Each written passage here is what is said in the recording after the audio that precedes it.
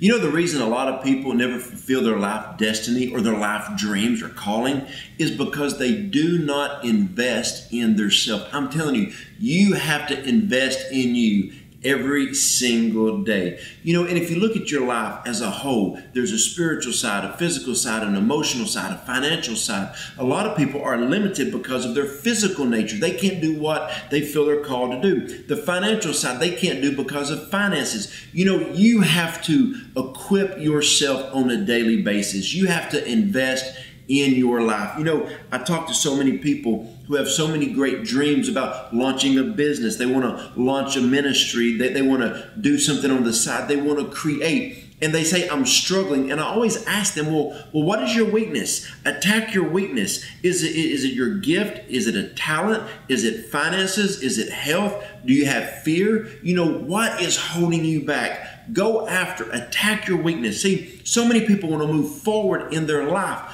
but the thing is they have one or two weaknesses that hold them back. Attack them, go after them, strengthen them. What would happen if you removed the top 2 or 3 greatest weaknesses in your life? Then what would happen? You know, I tell people all the time, if you want to do something in your life, invest in yourself.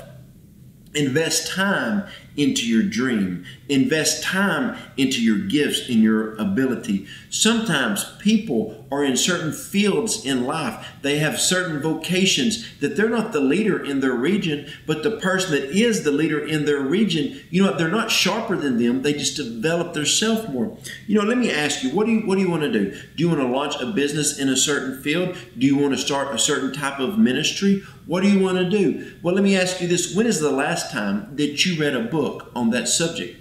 You know, so many times before people get married, they read books on marriage. Before people have their first child, they read books on children. I remember right before we started our rent house business, I read Rich Dad, Poor Dad. And that book changed my life. It changed my viewpoint and my mindset on why I was doing what I was doing. There's so many times in life you have to invest in yourself. You know, have you ever been to a conference geared around what you want to do? Have you ever been to a conference that will help strengthen you, that you could get those 2 or 3 key nuggets, those words of knowledge that you could pull away, that is the missing piece of the puzzle to make you successful? Also, video. You got YouTube. You've got e-courses on anything that you want to learn how to do. When is the last time that you watched a video on how to do what you want to do? The thing that you want to throw your life into. You know, health. You can find any type of video on health. Any type of entrepreneurial business. You can find that video. So don't sit around and complain and say, well, this isn't working. This isn't working. You got to get up and invest in yourself. When you believe in your gifts and your callings and your purpose and your destiny, you will start to invest in yourself daily. Get around professionals. I remember when my wife and I first got married, I found 2 families that I thought had the greatest marriages. Well, I would take these husbands out to lunch and I would say, teach me how to be a better husband. And they would just tell me different things that they do. They would give me some insight about how to react when there was a problem, how to do different things, and how to take care of her financially, how to take care of her spiritually. And then I remember when we started having children, I went and I took gentlemen out that had kids that were older than my kids. When my children were little babies, I would take out people that had kids that acted so good in public from ages 8 to 13. When my kids were ages 8 to 13, I would take out people with teenagers that their kids were great kids. When my kids became teenagers, I took out people who had children that were good young adults and they were successful in life and they were growing in who they were called to be. I would take these people out and say, teach me how to get my kids to this. Whenever I got ready to start the rent house business, I took out 2 gentlemen who had over 100 houses in Texarkana paid for. They had over 100 rent houses each paid for. And I said, teach me how to get there. Just paid a house off. So you need to get around professionals. And also, how much time do you focus on being successful in your trade? How much time do you spend on being successful in your marriage? On being a dad? On being a son? On how much time do you spend on your character and integrity being successful. I'm telling you, you got to invest in yourself.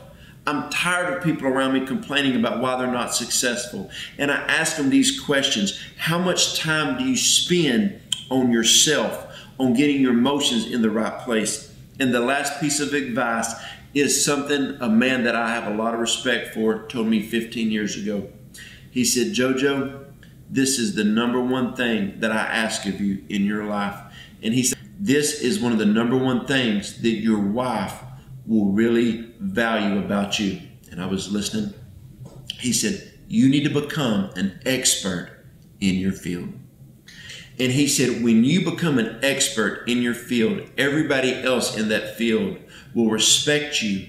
And the voice and the gift and calling that God gave you will be like a megaphone. It will be spread out because people will view you as an expert in your field. I want to tell you that a year ago, this gentleman called me and he said, Jojo, I just want you to know I'm so proud of you because I look at you and I know what you're called to do and I know what you're doing. And I'm here to tell you today, young man, you are an expert in your field and thousands of people glean from you because of it. Man, that meant so much to me. And so I'm here to tell you today, become an expert in your field. If you're an expert in your field, you will never lack finances. You will never lack a job because you will be the one. And I'm talking, this could be in business. It could be entrepreneuring. It could be in ministry. You know, when people need marital advice, they go to an expert, somebody who may not be a professional by trade, but they have a great marriage. You know, people want to be around somebody who's an expert in their field. Look at the city that you live in. What's the best restaurant? Who's the best auto mechanic? Who's the best plumber? What's the best school that people want to send their kids to?